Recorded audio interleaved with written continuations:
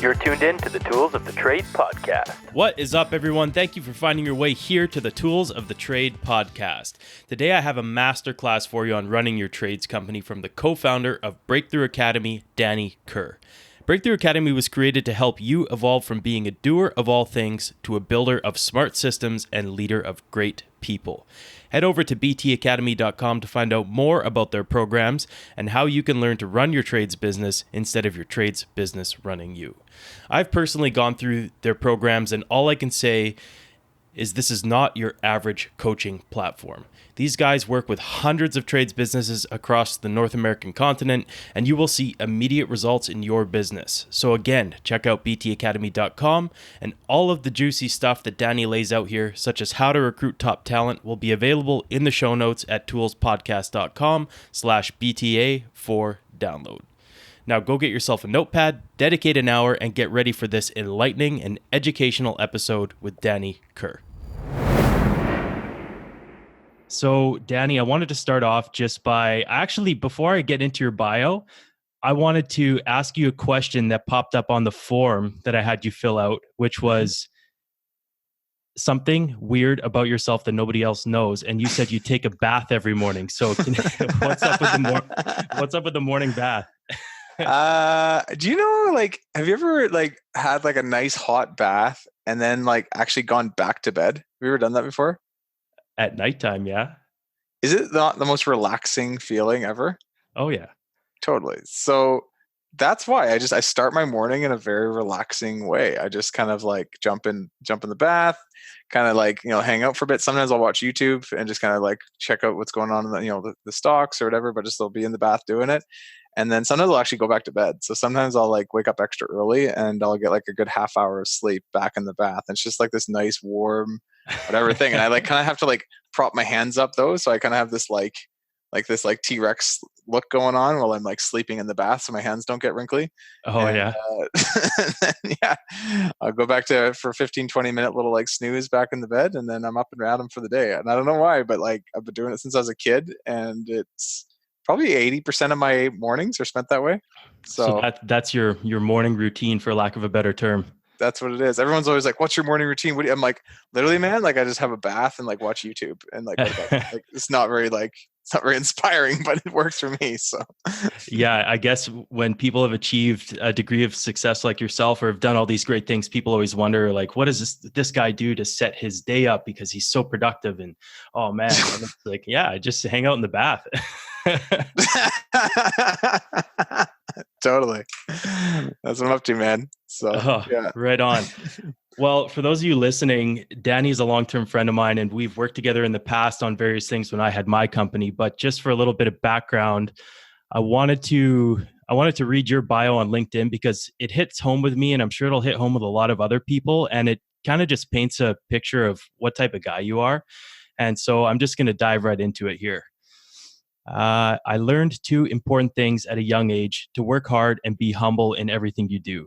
Coming from a modest family of a single mom raising me on welfare, I was forced to create my own success in life. As a dyslexic student in school, I was treated differently by my classmates and teachers, and my potential was questioned by everyone around me. As I grew up, these experiences fueled my desire to push boundaries and prove what was possible. From a struggling middle school student, I graduated high school with a 4.0 GPA and started my own trades business, employing 12 full-time staff and making enough money to buy my first home. At age 20, I had taken a leadership position for a franchise company and grew sales by 225% in 1 year, ultimately operating 100 staff and helping the organization develop its presence in Western Canada. This inspired me to take on what I have learned and help entrepreneurs all over North America move past adversity and reach their full potential. In 2015, I started Breakthrough Academy, a company made to help entrepreneurs in the trades grow their company's profitability while taking back control of their time. Breakthrough Academy is currently working with over 220 business owners across the continent, managing over $400 million worth of revenue, and was rated as Canada's 16th fastest growing startup by Maclean's in 2018. So there's obviously a ton of stuff here that I'm curious about.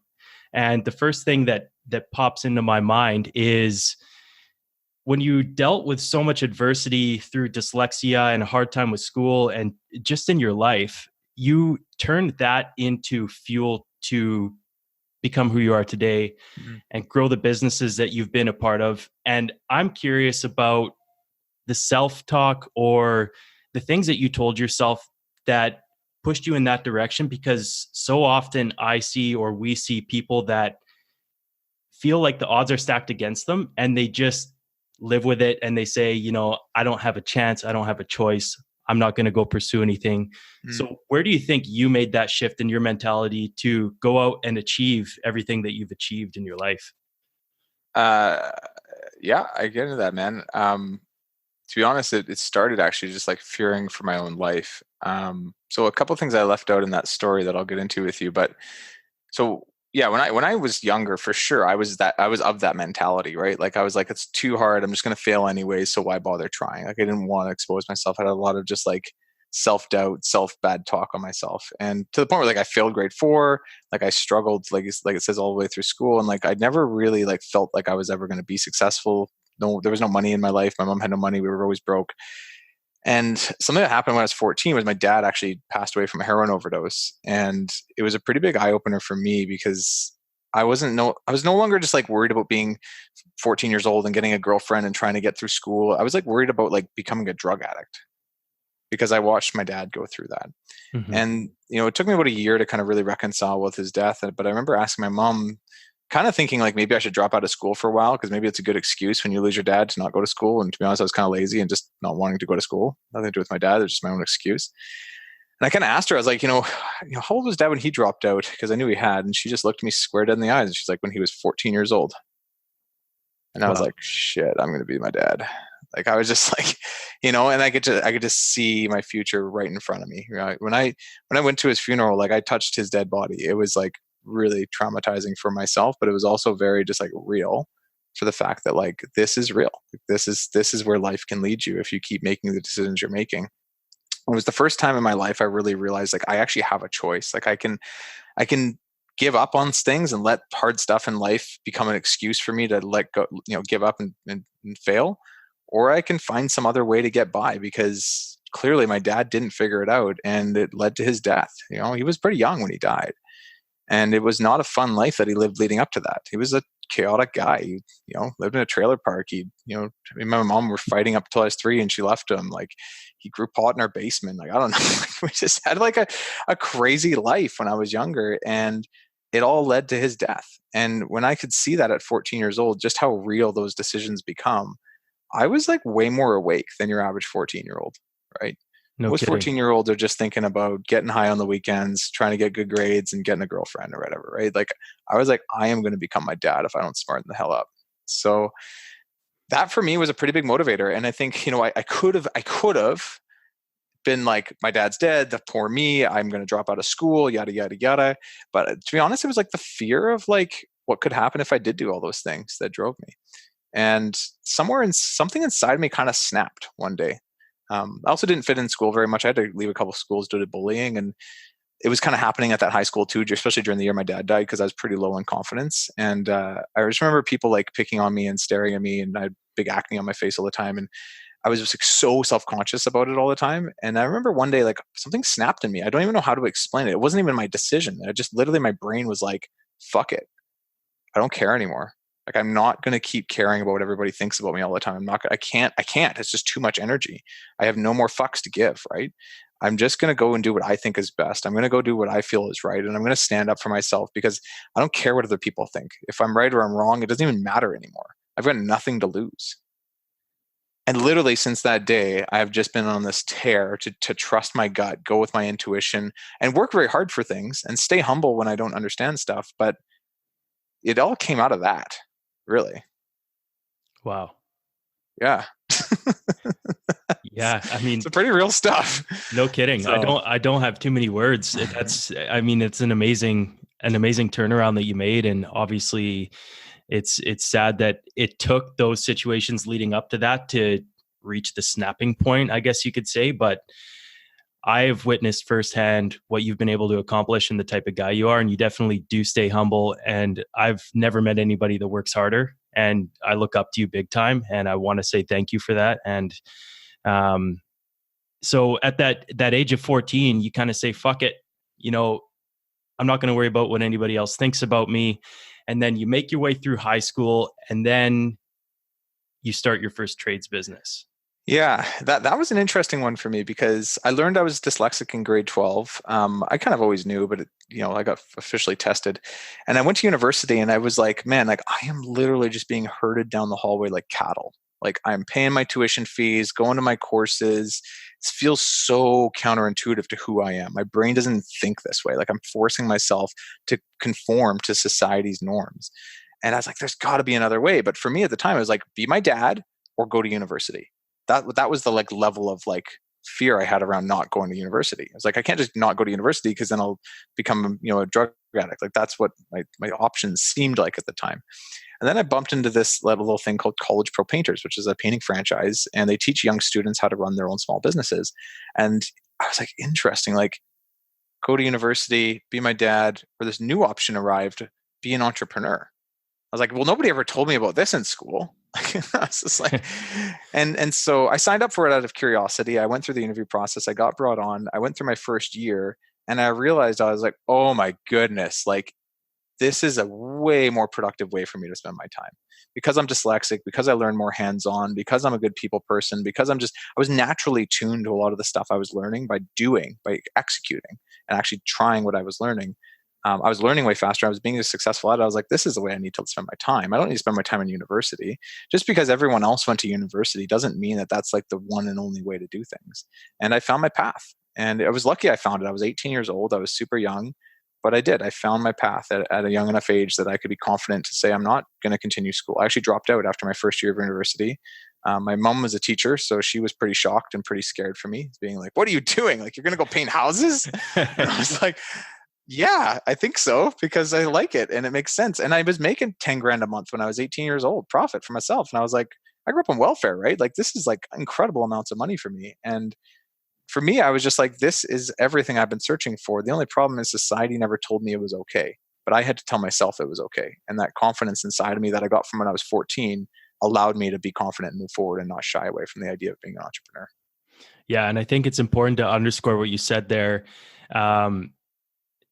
I think a lot of people have a picture painted in their mind that if you're going to own a business or be an entrepreneur, that you have to have an MBA, that you have to go to school, that you have to have all these smarts and all this capability mentally, physically, emotionally. You got to have the stamina, but you are living proof that you can take all of those things and push them aside and still find your path. And I think it's really important that people understand and know that there is another way, that you don't have to go to school, that if things are stacked against you, that there is another option.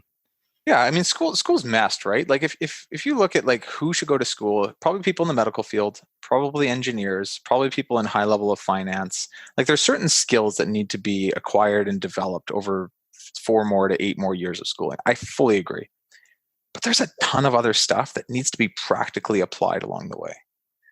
And if you're going into business or you're going into like early childhood education or you're going into some of these more like hands-on type jobs, you need to like learn how to do it while you're learning. Like some of these classes here in British Columbia, like BCIT, they put students through, a couple months of schooling and then they go and do their apprenticeship, right? Like to be an electrician, it's an amazing journey because you go for 2 months and then you go and work and make real money and learn about the real world and get real practical skills. And then you go back to school for that little bit of schooling that you need, right? But you don't stay there for 48 years and just like dry up and prune up and not learn what the real world's actually like. So I felt super blessed to be about a college pro painters for so long because they were schooling me along the way. I had a class I had to go to every month. I had a coach I had to talk to every week. So I had to stay informed and I had to stay educated, but I had to go apply what I was learning the very next day after I learned it. And that practical application just like it turbocharged my learning. Yeah. It's funny you mentioned that because when I was 18, I worked for College Pro as well, but I was a painter. Yep. And so I worked underneath a guy like you, and I was out there in the sun with my shirt off, painting houses and all this stuff.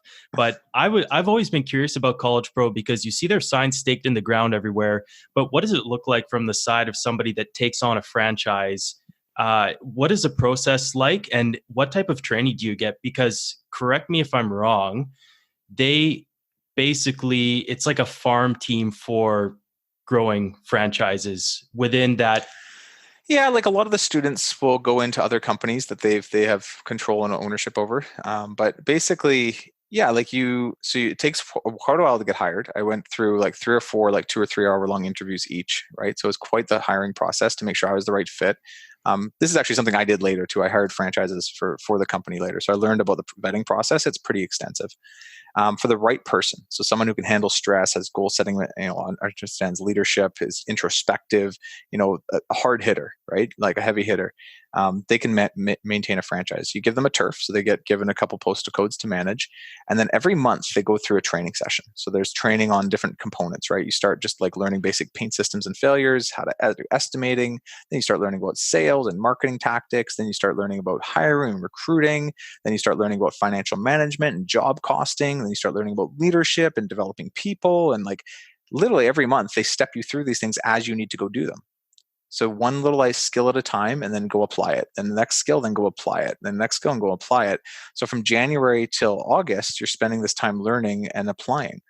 January till May, you're just learning a little bit while you're going to school full time. But once May and school's over and May's hitting, you're learning a ton and you're applying a ton. And every summer, you have your own small business you operate.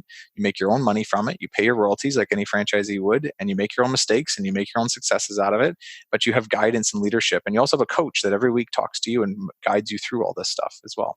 So, And as a franchise owner for College Pro specifically, are you required to pay to own a franchise, or are you just hired and then you pay royalties? So that's the pretty unique thing about College Pro is you never buy or sell the franchise. You just operate it and make the money you make off of it while you're in it. So they own it and maintain control of it long term, but you never have to buy it either. So for a young 18, 20-year-old kid, they don't have 50 grand to buy a franchise, right? But they have the gut and determination and the willpower to do it. That's all they need to step into one, right? And now they pay higher royalties. You pay quite a bit of royalties out of the gates, but that's a tiered system where you pay less as you produce more. So you kind of pay your initiation fee, I guess you'd say, through your first set of royalties.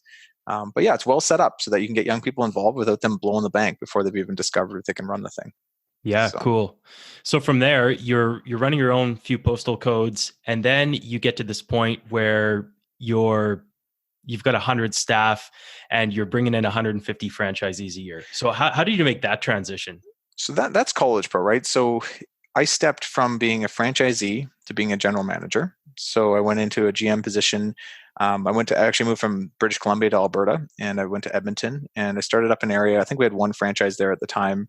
I recruited about 15 that same year, and then had helped them all hire their staff, right? So we had about 100 painters underneath all my franchisees. But yeah, that summer we produced I think it was about 1.3 million over 4 months. I had 100 painters out there painting every day, and not the most efficient business in the world, but you learn a lot about how to run people and how to run layers of management and things like that. And for me, I mean, I was 21 years old when I did that for that first year. Wow. And it was an amazing amount of learning for me to go from being this 18-year-old kid out of high school to being this 21-year-old. This is only 3 years after I got out of high school. I'm running this $1-million business with all these people looking up to me as their leader. And I was like, holy mackerel, this can happen fast. and it wasn't just necessarily my skill. It was also the systems that I'd learned through College Pro that have been tested and battle tested to work, right? And I just followed the system. I worked hard within the system that they taught me. And and it worked. And I think, things kept progressing from there. I then worked for Western Canada, and I took over the recruiting and development of the franchises for Western Canada. So I was the guy who would go out there and make sure we had enough franchises hired for basically Winnipeg, Saskatchewan, Alberta, and British Columbia. And so I got out there quite a bit. I went to every major university, talked to all the campuses or the career centers and the leadership, the entrepreneurship side of the campus. So like there's like entrepreneur professors and stuff like that, and started to integrate myself into the schools, but from an entrepreneurship level, and spoke a ton there and learned a lot about the student bodies. And from that pulled out, we'd hire about 150 franchises a year. Some of them were repeat franchises that were coming back. A lot of them were new. I learned a lot about hiring from within. We looked for a lot of painters that were painting and operating in different areas and try and promote them into franchise managers. And then we did external recruiting, like I said, on campus, and found new students to run the franchises. So I got very good at recruiting. I got very good at finding talent and screening for good people and building good expectations and relationships with people very quickly to allow them to enter into wanting to buy a franchise, and also having them be a good fit to run that for a small franchise. And the neat thing is I was doing that all with millennials, and this generation where we now know it's so hard to find a really good motivated millennial. Everyone's like, how do you do that?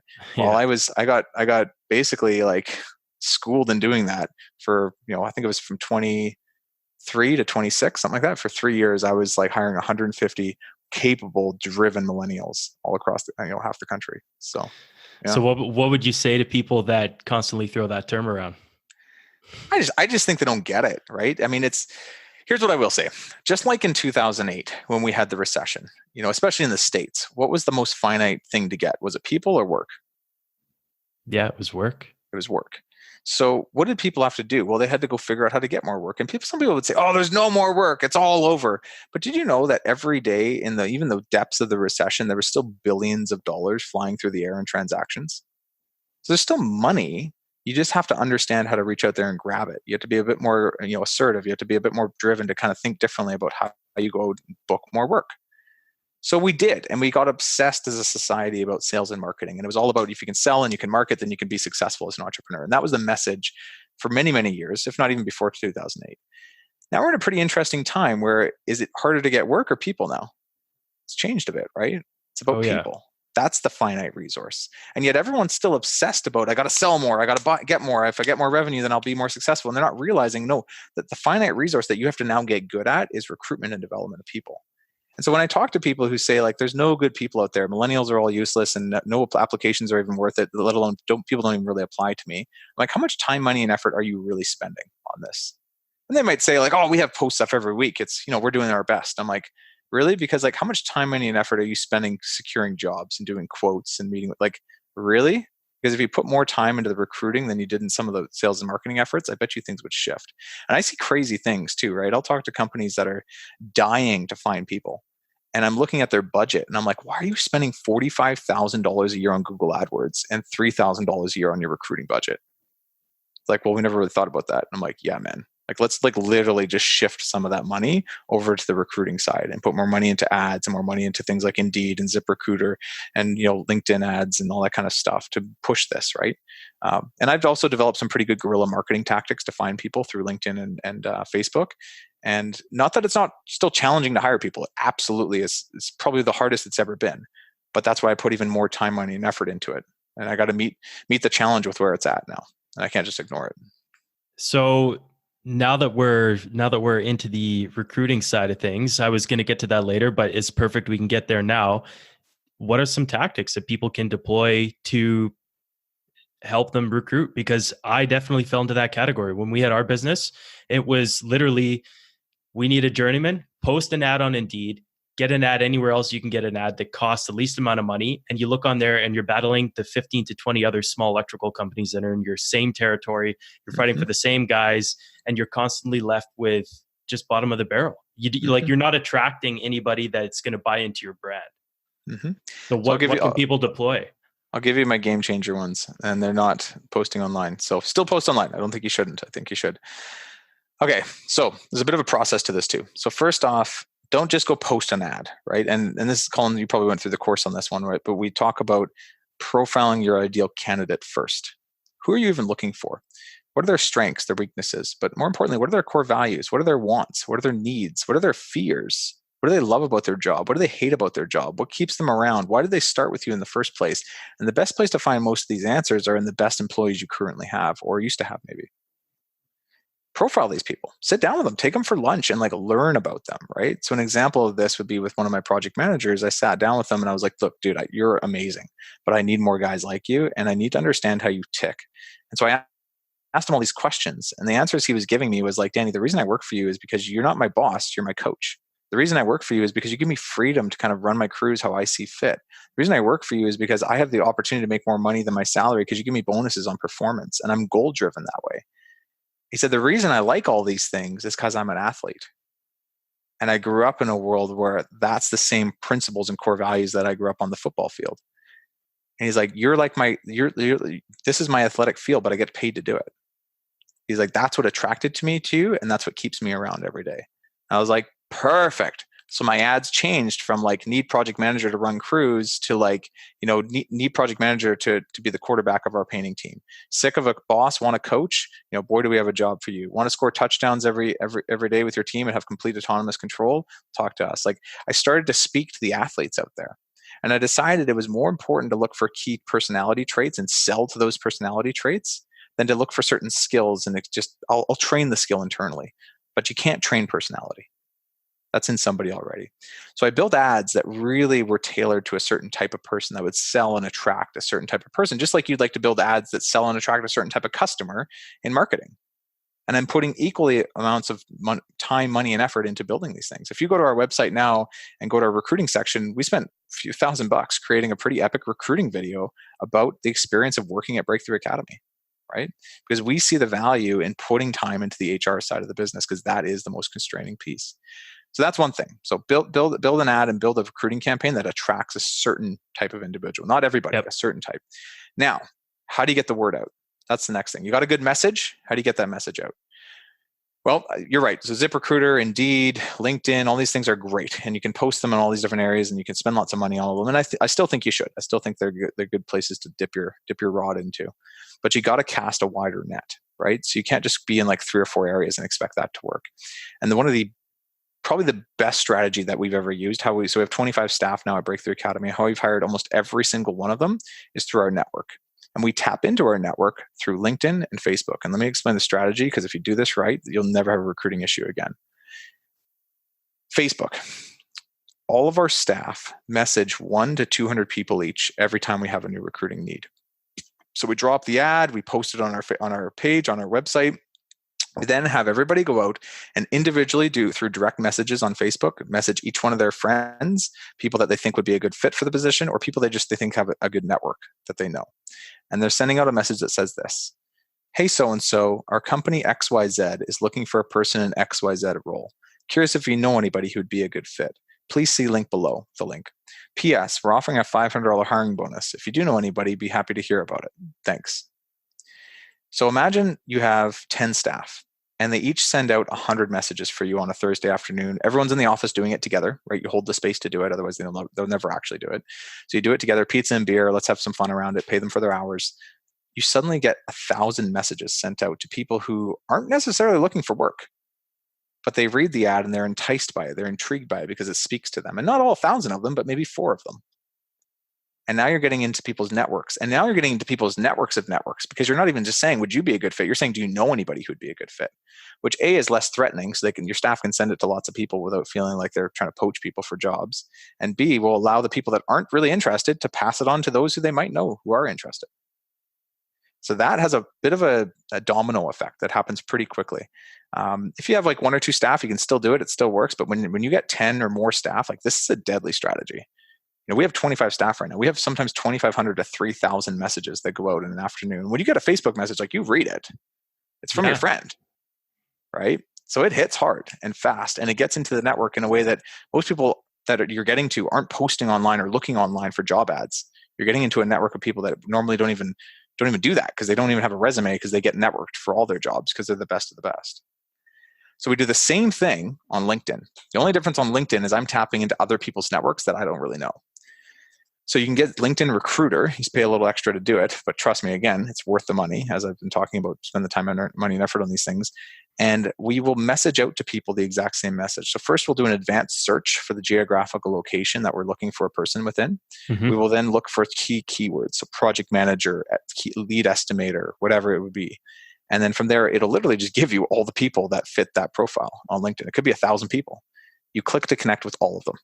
Click to connect, click to connect, click to connect. You sit there and click until they tell you can't click no more. And you get about 30% of those people that will accept your LinkedIn connection. Once they do, you send them the exact same message. The only difference is you compliment them first, because you don't know them. Say, hey, so-and-so, and it has to be personalized. Just reading through your profile, I saw you worked at XYZ company. That's pretty cool. I hear they have great management training. P.S. Our company XYZ is looking for a person in XYZ role. Curious if you know anybody who would be a good fit. Please see link below. P.S. We're offering a $500 hiring bonus. If you do know anyone, let me know. Thanks. Again, you're not being threatening. You're not saying, would you be a good fit? You're saying, do you know anybody? And you're getting probably a lot of people who would be a good fit to stare at your ad and get enticed. And even if they're not interested, they probably know someone who is, because like minds know like minds. And now you're tapping outside of your own network.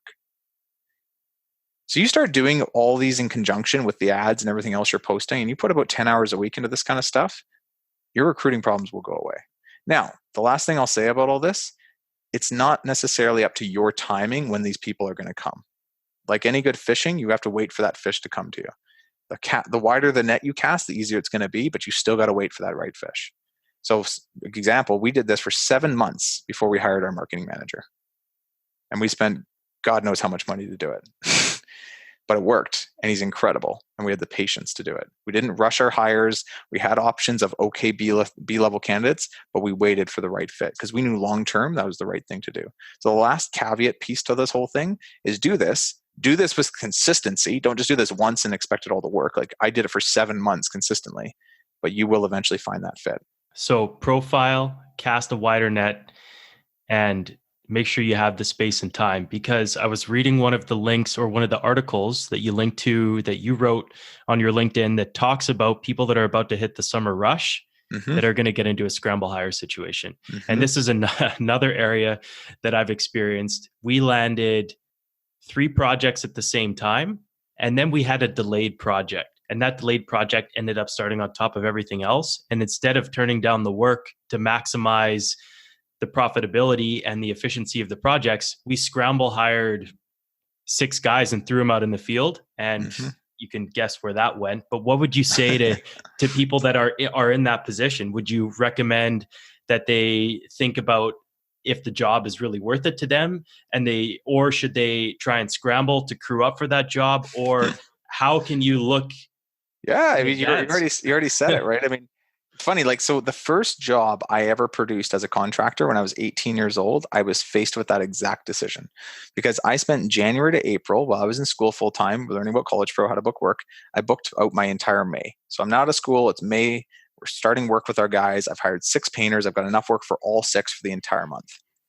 I showed up late to that first job. My ladders had fallen off my vehicle. I opened up the door to try and get paint for them. Paint fell off onto the pavement, spewed out everywhere.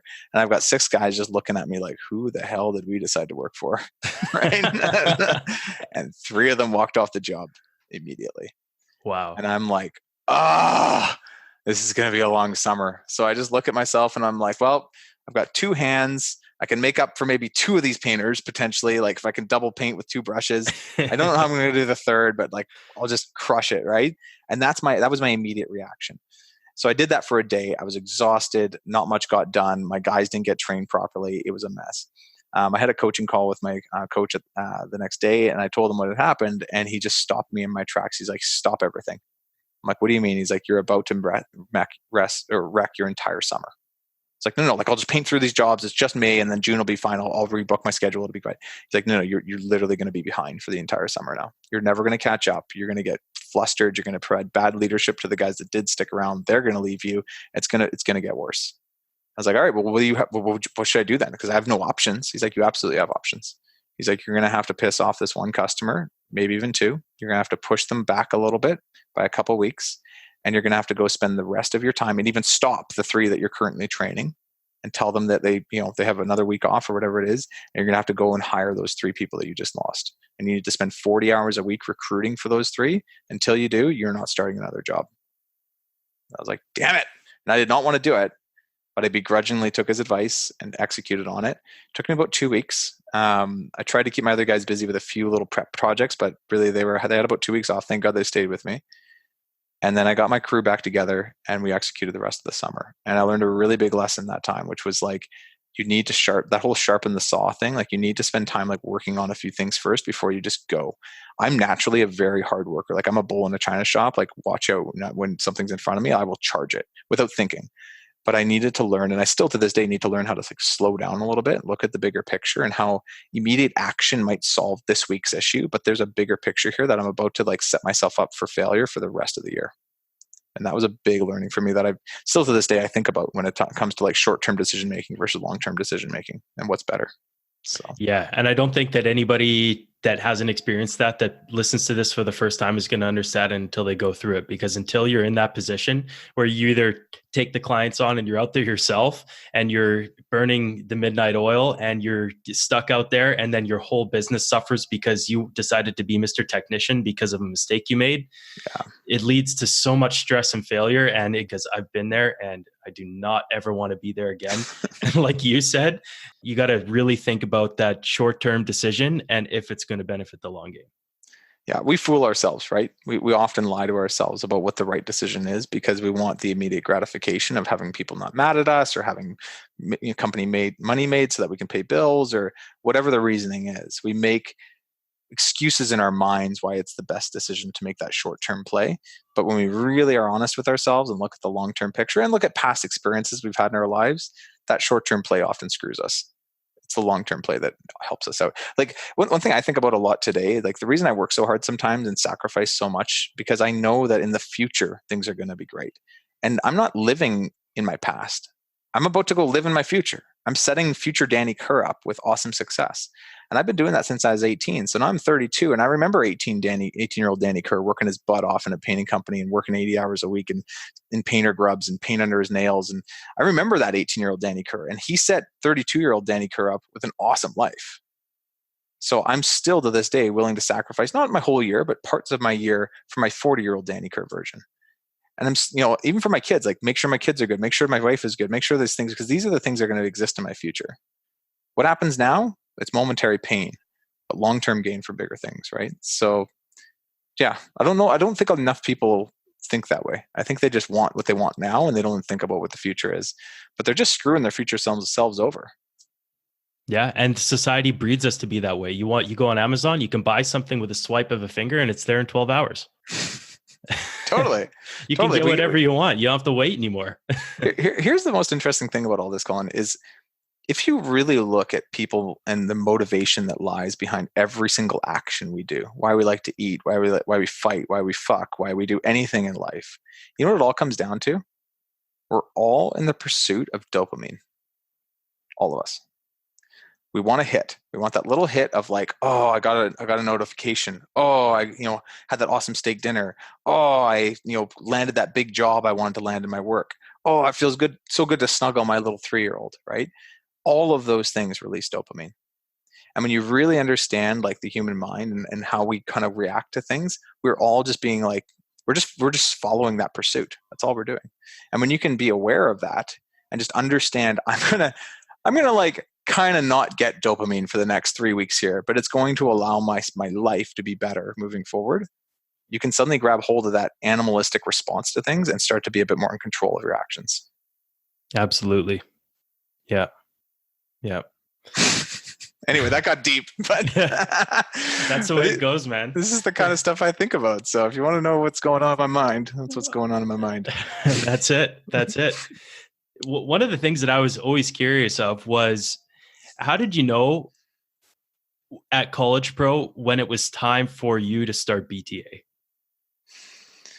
I think I probably left about a year and a half to 2 years later than I probably, maybe I shouldn't say should have, but probably wanted to. I think I felt it after my first year of recruiting. I was a really good GM. I really enjoyed leading my franchisees. I really enjoyed being a leader for them. But when I stepped into the recruiting role, as much as I was really good at it, because trust me, I was really, really good at it, I didn't really enjoy it. And there was a difference in life sometimes between what you're good at and what you actually enjoy. And so I spent about 2.5 years in that recruiting role, and I learned a lot, and I don't regret doing it. But definitely after that first year of recruitment, I kind of knew I had to move on to something else.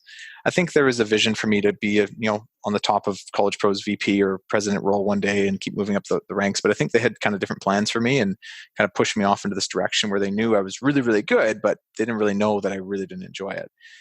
So I waited a little extra long. I wanted to give them a year's notice. I wanted to, make sure I paid my respects there, and they taught me so much for so many years. So I did that. And, but yeah, I mean, that I knew once I was out of my love for what I was doing, I was no longer loving my day anymore. So yeah, I made the transition, and it was bitter. It was a good thing to do long term. It was a hard transition. It was hard to leave something I'd done since I was 18 years old that I had so much love and passion for. I went into actually a role with somebody else to help them run their company and take ownership one day. And actually, it's funny what happened after College Pro. My next 2.5 years was chaos. It's crazy. I did not step right into Breakthrough Academy and hit a home run day one. It was 2.5 years of working for another organization that ended up actually letting me go, and kind of had used and abused me a little bit. And I put all this mentality as if I was an owner into that business, and in the end, they pushed me out. So Breakthrough Academy actually itself came out of another like very challenging time in my life where I had that failure with that company I was helping build. I had lost my mom to cancer actually 6 months prior to that, and we had our brand new baby girl. My first little girl was born, and then my grandpa passed away as well. And so I had all these like pretty major life events happen all right at once within about a 6 month period.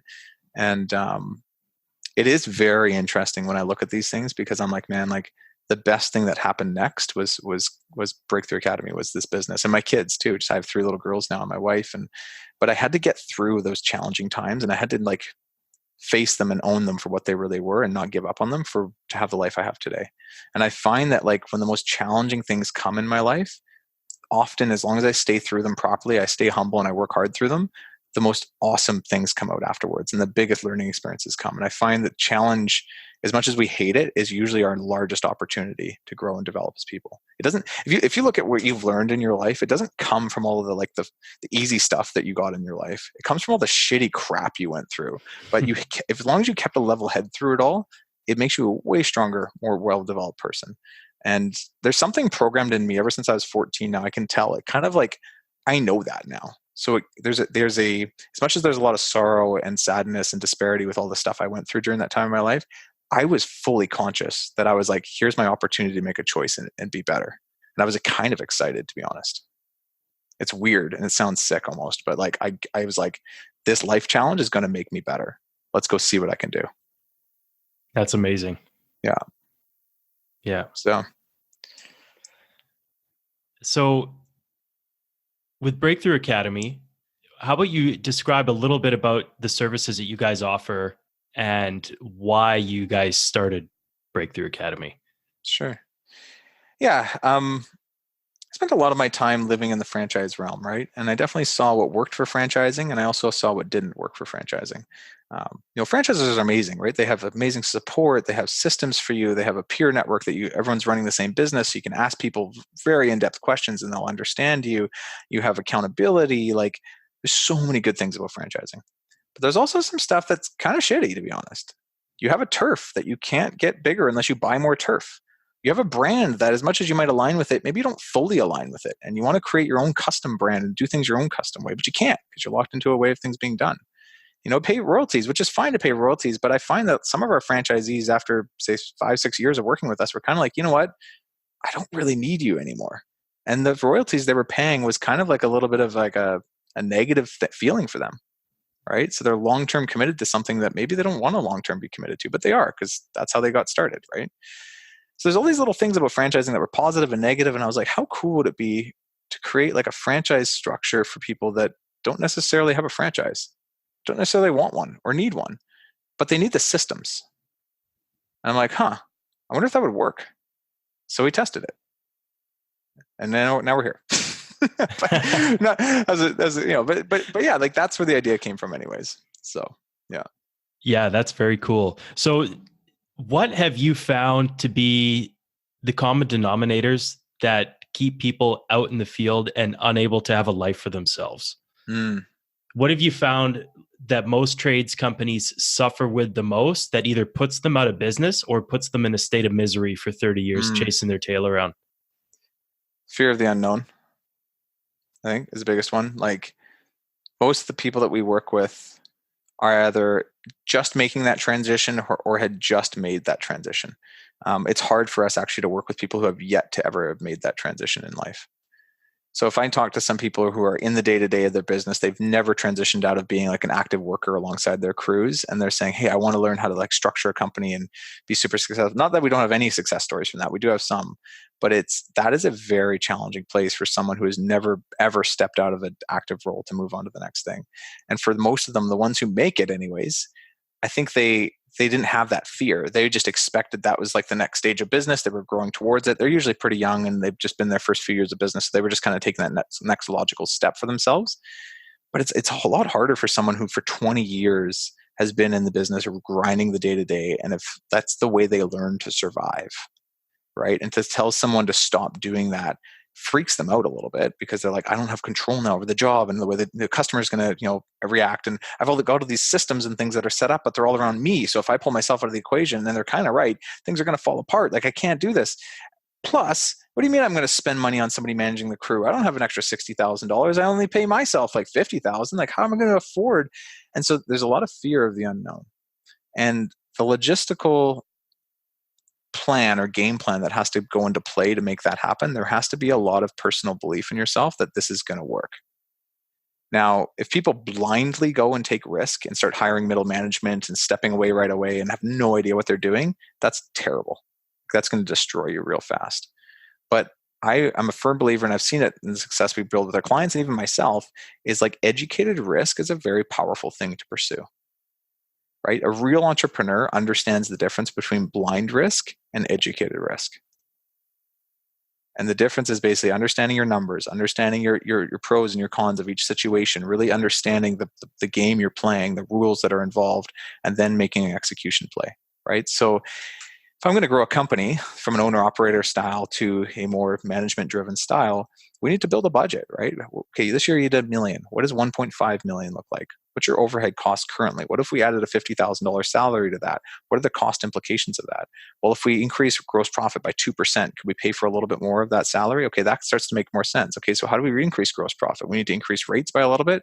Okay, you can't do that. The market's too tight. Okay, let's look at productivity of labor. Let's try and bring labor costs down by 2% by adding goals to your staff. Like really thinking through the financials and the ramifications of the actions you take to get the financials to hit is the first step. Then it's like, okay, so we want to hire this manager. What do you do every day that you suck at?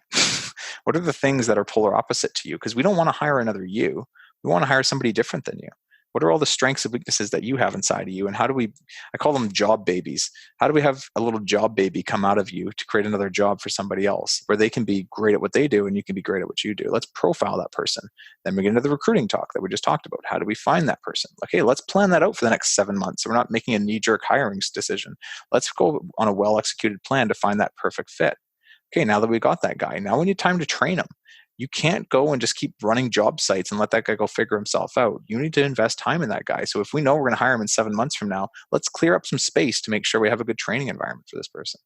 So there's a ton of intentionality in what I call educated risk to taking a move on something that maybe hasn't been done before, but can be pre-thought through in such a strategic way that it mitigates a lot of the unforeseeables. So that's a lot of what we do as a company. So if somebody's working for somebody right now and they're in the process of playing around with the thought that they want to start their own trades service company, what can they deploy as some good first steps and good practices, let's say before the business has started, and then maybe in the first 1 to 3 years that can help them take that educated risk? Because like myself and like most people I talk to, you just end up being better than the people around you at your company. And you say, well, I'm going to make a ton of money doing it myself. Here I go. You register a business and you buy a van and you're slammed. Yeah. One of the best things you could do is build a budget. How much revenue do I want to do this year? How much are my cost of materials and labor and subs? Okay, how much margin do I need to make on every job I do from now on? Okay, given that I'm going to make that much margin, how much can I afford to spend on a new truck, on all these advertising, on all this other stuff? Okay, I don't want to spend too much right away, right?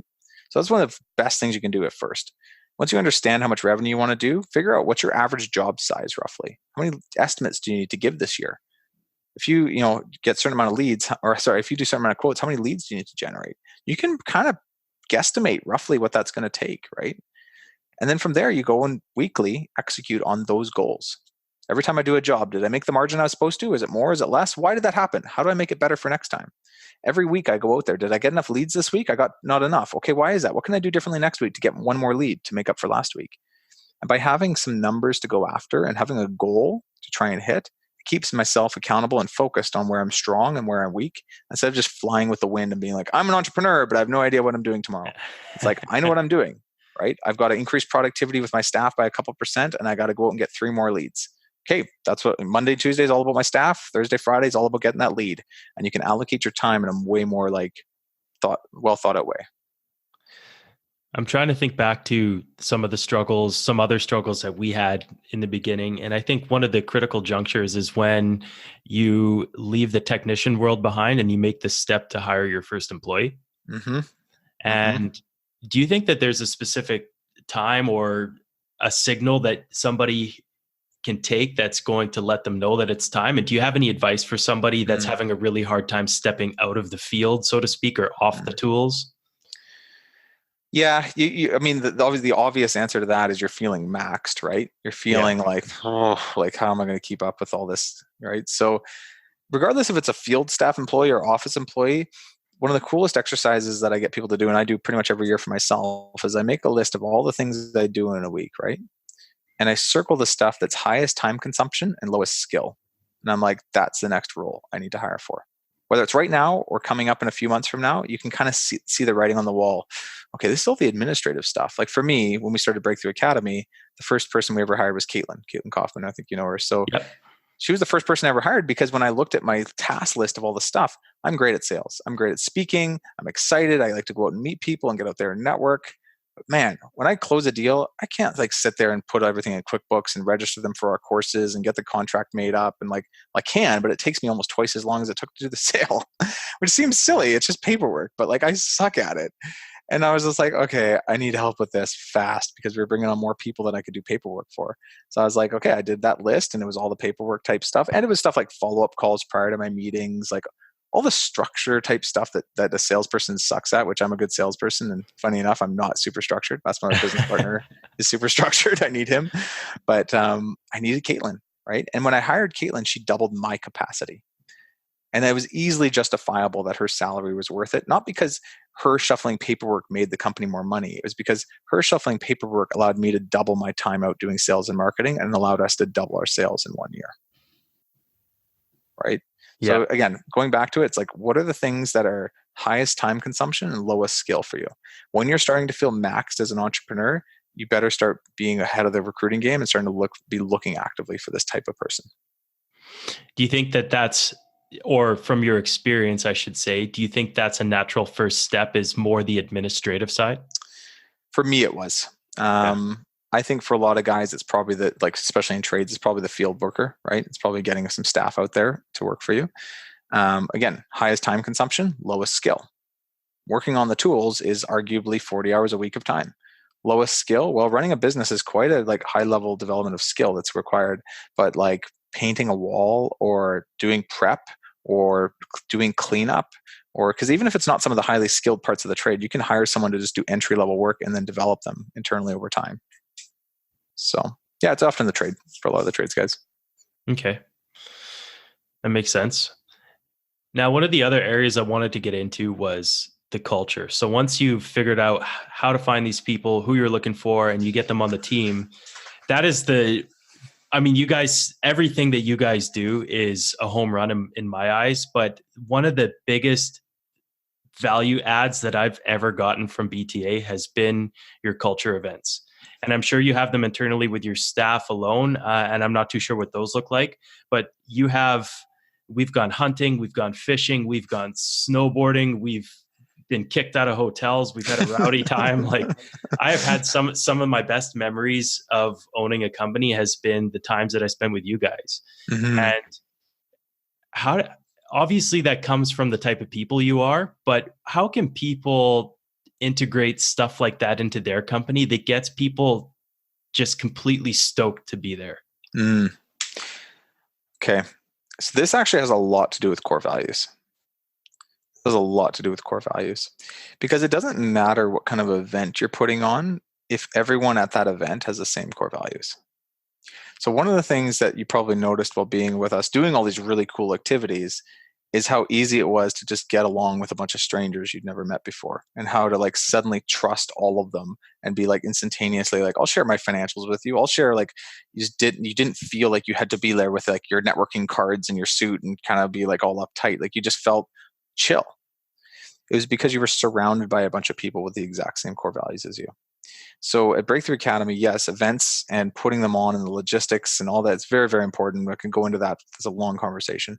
But what I could say that's even easier to everyone on the line is when you invest everybody and everything in your business to revolve around the core values of the company, every decision is made around the core values. Having get-togethers and social events and having culture is so easy. It's effortless. You just put people in the room together and they'll just make it happen for you. Right? Think about some of the best parties you've ever been to with some of your closest friends, and they're all there together sharing stories and battle stories and just they're just there having fun, versus you go to a party where no one knows each other. Everyone's coming from different walks of life. It's kind of awkward. That guy over there is super aggressive. This girl over here is kind of bitchy. Like, things are weird. And you're kind of like, I don't, I'll just drink my beer and hang out in the corner. Right. It doesn't feel comfortable. And when you've taken time interviewing people that all have the same core values, taking time taking on clients that all have the same core values, taking time building your brand and what you do all around those exact same core values, it's so easy to put together events, because all you got to do is put cool people like that together in a room and they'll make it happen. Do you have any quick exercises that people can do to help decide on what their core values are? Igor would, my business partner. Yeah. He put me through an exercise that we did at the beginning of Breakthrough Academy. I mean, I could try and describe it to you. I knew he had a whole process to it. He'd be really good at explaining it. We spent almost 3 days, I think it was, and we got away, right? So we got away out of the cell phone range of people, just like, and walked around like a couple of rivers and just had some nature talks and hikes about life. And he was very good at asking questions as we went through that. But basically it was just getting away from the day-to-day distractions and just really starting to discuss or talk through, like, what are the things that really, like, that make you great, that you care about, that you stand for, that you believe in. And we were talking about our lives, right? We're talking about the way we grew up. We're talking about the things that mattered most in our lives. We're talking about the things that rub us wrong and, like, couldn't explain it, just made us feel like, ooh, I don't want to be around that person. We talked about all the feelings and emotions of ourselves and all the experiences we've been through in our life, right? Igor talked about, he's from Serbia and he left when Yugoslavia collapsed when he was a kid, and how he came over to another country. And I was talking about my mom and my passing away of my dad, and like this company I'd been with previously that kind of booted me in the butt and hurt me a little bit, and all these things. And we were just like, came to these core values that were all around the life experiences we've been through, that we don't have to like try and live our core values. We just are our core values. And what we spent time doing, now this is different when you have a business partner versus being alone, but we spent time finding out, of all the things that we care about the most in our lives, what are the things that bring us together? Because me and him work really well together, and we're like, well, what is it? Why is it? Why is that? And we figured out a couple of things. We were both super real people. We'll just tell you what's going on. We'll just down to earth. We have no bullshit. Like, we are who we are, right? It's because of the way we grew up. Both have like a genuine care for people. It actually started as the original value was a genuine love for people, but we thought trades guys would find that mushy, so we called it care. but we do, and like because we grew up in poverty, because we grew up with very little in life, like, we see the simple things about people, and we're happy to have them in our lives. We love people. Like, we just want to see other people be happy around us. It makes us super happy. And there's this entrepreneurial spirit that we have, that we've gone. He moved to another country. Like, I grew up in poverty and grew myself into quite a bit of wealth. I didn't know how it was all going to happen, but I was just embracing the journey and embracing the challenges and the good stuff and the bad stuff along the way. And I accepted both equally. And so did he. And we realized, like, that's embracing the journey. And that's those three things: be real, have a genuine care for people, and embrace the journey. That came out of those 3 days. And when we understood that, and we understood deeply why those things were the way they were, not just like some fancy stuff to put on a website that customers would like this was about us. We could now go out and find people and clients and everybody that resonated with that, because it was deep and it was ingrained and it was not leaving anytime soon. What are your values? The core values of BTA's core values. That's what they are. That's what they are. Be real, have a genuine care for people, and embrace the journey. And you guys live those for sure. I've witnessed it firsthand. Well, I know you got to take off here soon, so I want to get to a couple things that I like to toss out in my interviews, because they're questions that I like to ask people on a regular basis. So let's start with a few rapid fires. How much coffee do you consume on a daily basis? I don't drink coffee. Have you ever? I tried. It gives me indigestion, so I just can't. So I just don't. You know what I found? People, like any drug, use coffee to the level where they forgot what it was like not to have coffee. But if they never had coffee in their life in the beginning, they'd have just as much energy as if they never drank coffee. I'm definitely in that court for sure. Yeah. Think about any drug you have, right? It has a numbing effect on whatever receptors they are that they're amplifying at the time they're amplifying them. So yeah, you just get easier. You get tired easier, which is, I don't, because I just never could drink coffee. So. Perfect. What's one system, tool, or process that has had minimal investment of time and money to implement, but proven to be an integral piece to your life or your business? So something with zero to little time to implement, a quick hack that's just you use all the time that you couldn't live without? This is going to be kind of hard to explain, but like, I don't really follow the rules. Like, I find everyone else does, like, say I'm at the airport and everyone's like, we're going to miss our flight. I'm like, I know, I'll probably just ask someone in line if I can get ahead of them because I might miss my flight. Like, I'm just kind of willing to like, kind of just fudge the rules a little bit. Like, I just don't, I'm like, like, does this need to be this way? I'm not a very good conformist, and I don't want to hurt anybody. I don't want to break the law. I don't want to go any extremist in any way. But I often wonder why things are structured the way they are. And is there any logic to it, or can I just bypass that a little bit? And it's really hard to explain, and you'd have to get to know me over a while to really see what it looks like in my life. But I just kind of make my own rules up, and I just kind of go by. I guess the phrase that's out there that would probably make the most sense to this is ask for forgiveness before you ask for permission. Right? I'm just out there doing stuff, and I'm willing to be wrong a few times, and it's okay. But asking for permission takes a really long time, and it holds people back from being truly great. So just go out there and try it, and then suffer a couple of the consequences along the way. What I tell my wife is, look, hon, I'm taking risks and I'm doing things like pretty heavy and pretty fast, and 90% of the time it's working out. And for the 10% of the time that it doesn't, you can laugh in my face, but just know that it was worth it for that one failure, so that the other 9 would work out. One of the other things to go with your quote about beg for forgiveness, don't ask for permission is the one that I live my life by is there's no proof that life is meant to be taken seriously. There just isn't. Yeah. Here's one thing I've been pondering about a lot recently is life is basically comprised of irony. So, everything in your life that you consider to be so true and you want so hard to be, to be real in your life, if you work too hard towards it and give up everything to get it, you'll usually get it and then realize you don't even want it. And all the stuff that you had given up was the stuff you actually wanted. Life is filled with irony. And when you understand that and can be conscious to what that means, it does change your decision making sometimes. Where you're just like, man, like, give me an example, right? So I train a lot of this stuff about business practices and being productive and being, free of the business so you can have a more awesome lifestyle. And indeed, like, we have the ability to do that. But I got so obsessed with growing Breakthrough Academy last year from January to April. I was traveling all over the place. I was telling you about this earlier, where Benji and me, we traveled to 70 different, cities over the course of like 4 months. Like, I was barely home, and I burned myself out pretty bad. And the irony of the whole thing is I was so busy training people how to be more productive that I burned myself out in the process. Yep.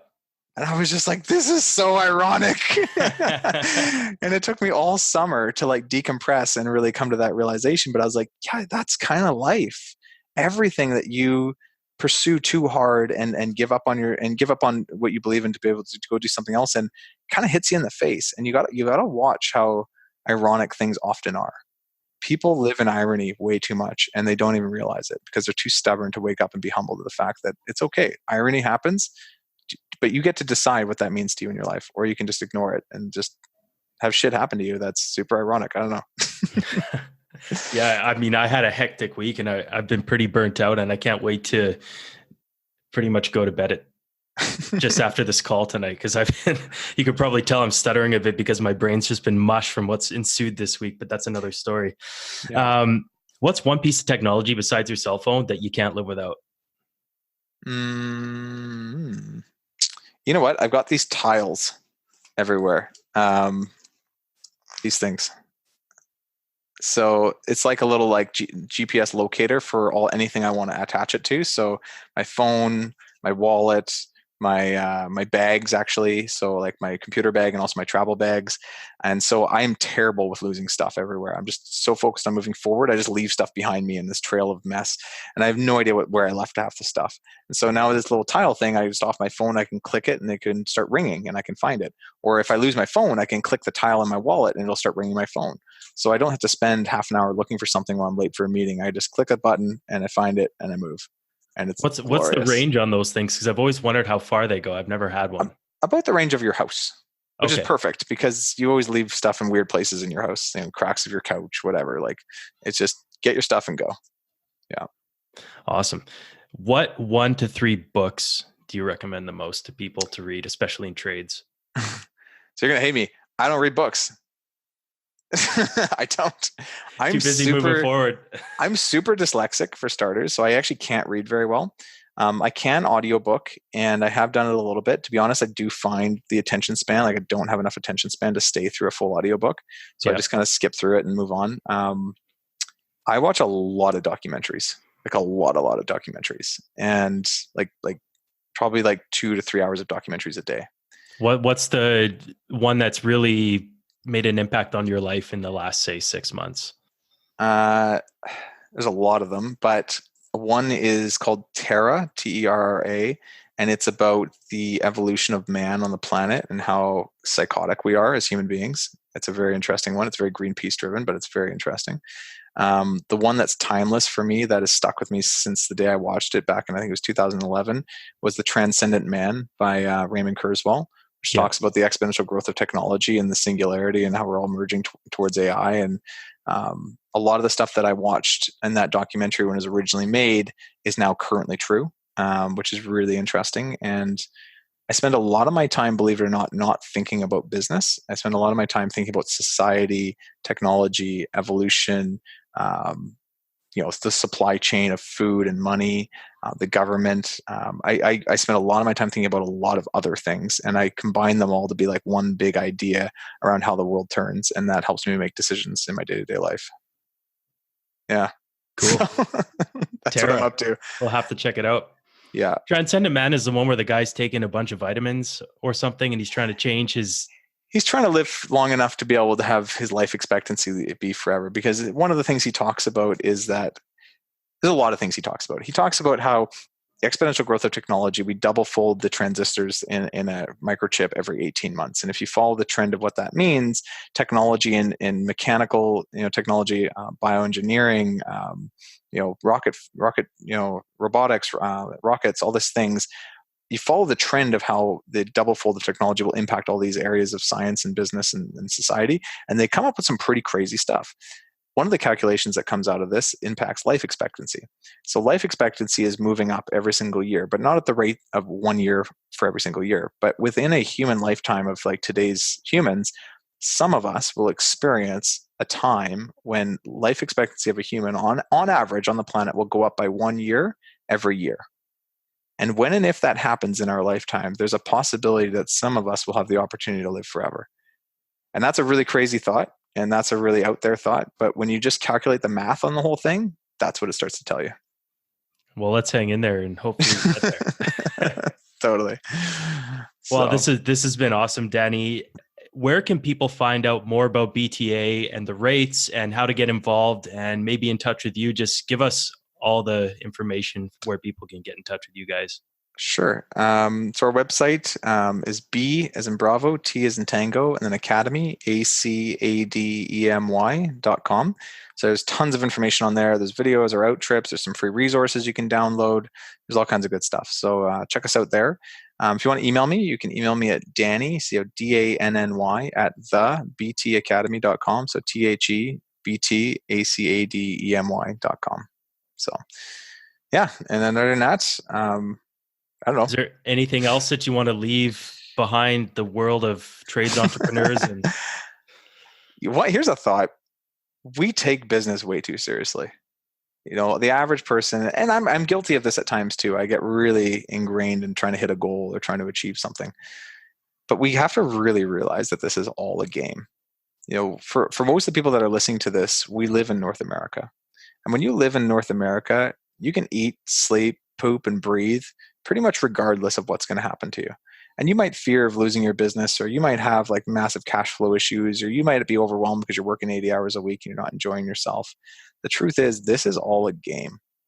And when you start to treat it more seriously than that, you can start to really lose yourself in business. And the more you can remind yourself that it's okay. Like I'm a Christian. So one of the things I always look at is like, God provides for the birds. Why the hell wouldn't he be providing for me? And yet somehow in society, we've told ourselves that we need to pay for our mortgages and our cars and all these things that we perceive that make us happy. We're going to be fine. Plus we live in North America where a lot of these basics are going to be provided through social programs anyways. And if you really lose it all, you might start to realize it's all okay. It actually was just a big old farce that you told yourself you needed all this stuff. stuff is kind of stressful. The more money I've made in my life, I'm no happier. And if anything, I have more responsibilities and more things break, and I've got to spend more time on the phone dealing with all the stuff that I have versus just having a simple life. I grew up with my mom, $800 a month on welfare. I had a sandbox, was my only major toy, and it was awesome. And I had a great childhood, and I have no complaints. But we perceive that we need more and more and more in life. And that's a big, huge lie. We don't need it. Just go have fun. Run your business for bigger reasons than making just money. Don't run it and become broke. That's not going to be fun either, but don't need to obsess about money every day. Well, there you have it. That's it. The words of All right. wisdom from Danny himself. Well, Danny, thank you so much for coming on, man. I really appreciate it. I hope that at some point we can do a round 2, maybe even get Igor involved, but you guys are doing awesome things. Thank you so much again. All right. Thanks, Colin. It was awesome. Take care. Hey everyone, Colin again. Thank you so much for listening. I had an awesome time, and I hope you were able to walk away with a little nugget of value or information that you can plug directly into your life and or business. To help me grow this thing, I would appreciate it if you hit the subscribe button and share this with your friends. For more information about Tools of the Trade, check out toolspodcast.com, where you can find all of my social media links, show notes, episodes, and while you're there, hit the hook me up button to subscribe to my newsletter. Until next time, love you, thank you, and remember, there is no proof that life is meant to be taken seriously.